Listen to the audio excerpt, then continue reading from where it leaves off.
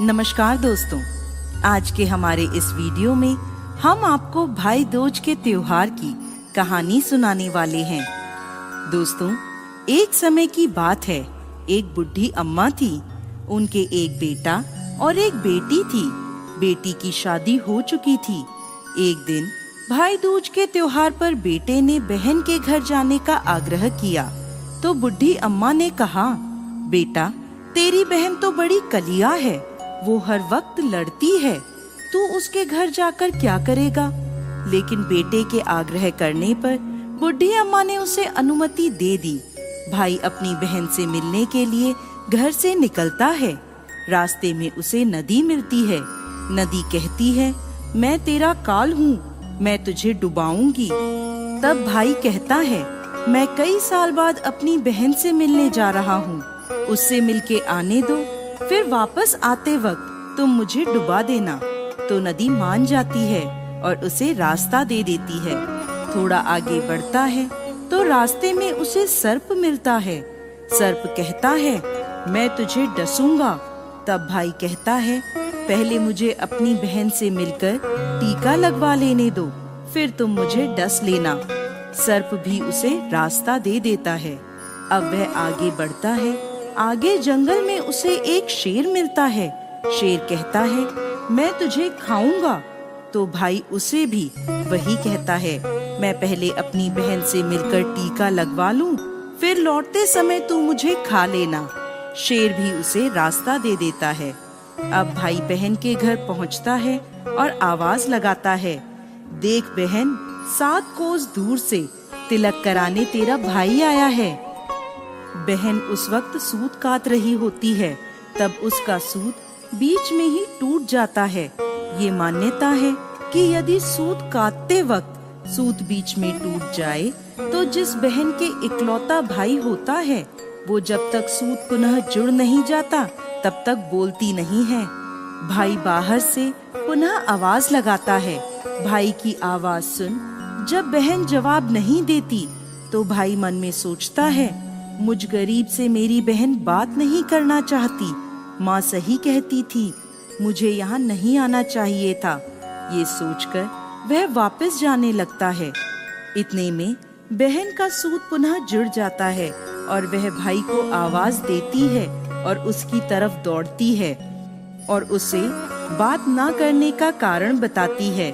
फिर प्यार से और स्नेह से उसे घर में ले जाती है। अब वह अपनी सहेली पड़ोसन के घर जाती है और उससे पूछती है, सहेली, कोई जान से भी प्यारा मेहमान आए तो क्या करना चाहिए। पड़ोसन मजाक में कह देती है, तेल से चौका लगाना चाहिए और घी में चावल पकाने चाहिए। भोली बहन पड़ोसन का मजाक समझ नहीं पाती और वैसा ही करती है। अब ना तो चौका सूखता है और ना ही चावल सींचते हैं। इधर भूखा भाई उससे कहता है, बहन, भूख लगी है, खाना परोस दो। तब बहन बोली, भाई, आज ना तो चावल सींच रहे हैं और ना ही चौका सूख रहा है। भाई ने पूछा, कैसे तो तूने चौका लगाया और कैसे तूने चावल चढ़ाए। बहन बोली, मेरी सहेली पड़ोसन से पूछा था, उसने कहा, जान से प्यारा मेहमान आए तो तेल का चौका लगाना चाहिए और घी में चावल चढ़ाने चाहिए। भाई बोला, अरे मेरी भोली बहन, कभी तेल का चौका सूखा है और कभी घी में चावल पके हैं। तू पानी का चौका लगा और पानी में ही चावल चढ़ा। फिर वह ऐसा ही करती है। जब चौका सूख जाता है और चावल पक जाते हैं तब उसमें घी और शक्कर डालकर भाई को भोजन कराती है और फिर उसके तिलक करती है। कई दिन बीत जाते हैं। एक दिन भाई बोला, बहन, अब मैं घर वापस जाऊंगा, माँ अकेली है। अगले दिन सुबह बहन जल्दी उठकर गेहूं पीसकर भाई के लिए लड्डू बनाती है और कुछ लड्डू बच्चों के लिए रखकर अपने भाई को विदा करती है। सुबह जब बच्चे उठते हैं तो माँ से खाने को मांगते हैं। तब माँ उन्हें वही लड्डू दे देती है। तब वह देखती है, ये क्या, सारे लड्डू हरे रंग के हो गए। फिर वह चक्की में देखती है तो उसमें गेहूं के साथ एक सांप भी पिस गया होता है। वो उन लड्डुओं को फेंक देती है और अपने भाई के पीछे भागती है। रास्ते में एक पेड़ के नीचे उसका भाई बैठा होता है। उसे देखकर भाई बोला, क्या हुआ बहन? तो बहन पूछती है, मैंने तुझे लड्डू बांधे थे, वो कहाँ हैं? भाई बोला, तेरे लड्डू मैंने अभी नहीं खाए, पेड़ पर टंगे हैं, ले ले। वो पेड़ से लड्डू उतारती है और वहीं गड्ढा कर उन लड्डुओं को गाड़ देती है। फिर अपने भाई को सारी बात बताती है। भाई बोला, बहन तूने एक बार तो मुझे मौत से बचा लिया, लेकिन मैं पीछे कईयों को साई देकर आया हूँ। और बहन को सारी बात बताता है। वो दोनों वहाँ बैठे बात कर ही रहे होते हैं कि बहन भाई से पानी मांगती है। भाई बोला, थोड़ी दूर एक तालाब है, वहाँ से मैं अभी पानी लेकर आता हूँ। बहन बोली, मैं खुद जाती हूँ और पानी पीकर वापस आती हूँ। वो पानी पीने तालाब पर पहुँचती है तो देखती है कि वहाँ एक बुढ़िया बैठी है। वो उसके पास जाकर उससे पूछती है, माँ तुम यहाँ क्यों बैठी हो? तब वह बुढ़िया कहती है, मैं विधाता हूँ, एक बहन के भाई की तांत गढ़ रही हूँ। तब वह पूछती है, माता वो कौन भाई है? तब विधाता कहती है एक भाई जिसके प्यार में उसकी बहन ने सांप की हत्या कर दी। बहन सोचती है, ये तो मेरा ही भाई है। वह घबरा जाती है और विधाता से पूछती है, माता उस भाई को इस श्राप से बचाने के लिए क्या करना होगा? विधाता उसे बताती है कि उसकी एक बहन है। जब वह उसे गालियां दे और उसकी शादी होने तक यदि वह हर घात को टाल देती है तो उसका भाई बच सकता है। वो तुरंत अपने भाई के पास जाकर उसे कहती है, भाई मैं तुझे माँ के घर तक छोड़ने चलूंगी, लेकिन रुक, मैं अभी आती हूँ। और वो शेर के लिए मांस, सांप के लिए दूध और नदी के लिए ओढ़नी लाती है और दोनों भाई बहन आगे बढ़ते हैं। रास्ते में उन्हें पहले शेर मिलता है। जैसे ही वो भाई को खाने के लिए आगे आता है, बहन उसके आगे मांस का टुकड़ा डाल देती है। शेर मांस के टुकड़े को खाने में लग जाता है और दोनों भाई बहन आगे चलते हैं। आगे उन्हें वो सांप मिलता है। जैसे ही सांप उसे डसने के लिए आगे आता है, बहन सांप के आगे दूध का प्याला रख देती है। सांप दूध पीने लगता है। वह दोनों अब आगे चलते हैं। रास्ते में उन्हें नदी मिलती है जो भाई को डुबाने को तैयार होती है, पर बहन नदी को ओढ़नी उड़ा देती है। खुश होकर नदी रास्ता दे देती है।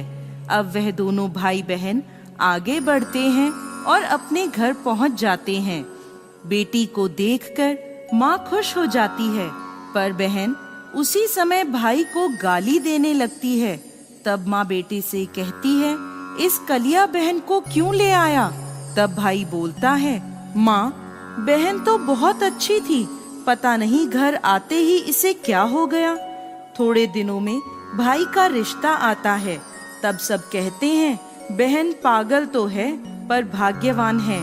पर जब ससुराल वाले सगाई की मिठाई लाते हैं तो बहन कहती है, इसकी मिठाई क्यों बांटते हो, पहले मेरी बांटो।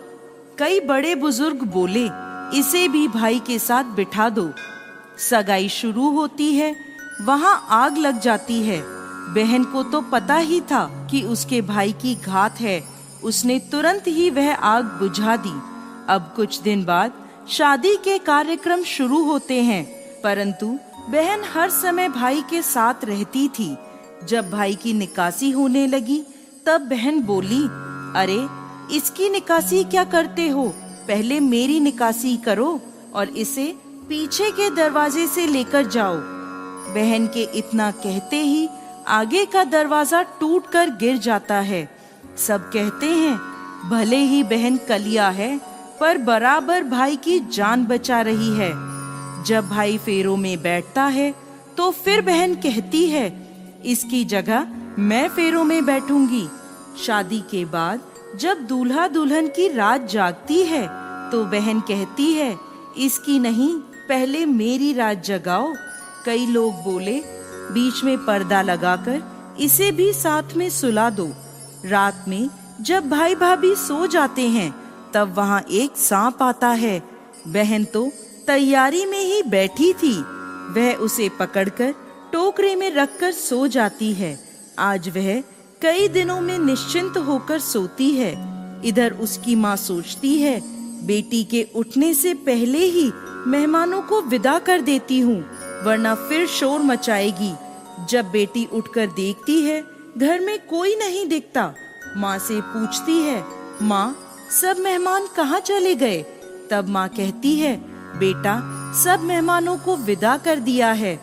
तब बेटी कहती है, माँ सब मेहमानों को वापस बुलाओ, तभी मैं विदा होऊंगी। उसके कहने के अनुसार माँ सभी मेहमानों को वापस बुलाती है। तब वह माँ से कहती है, माँ आज के दिन के लिए ही मैंने पालने में पूत और चूल्हे पर दूध छोड़ा था और पागल हो गई थी।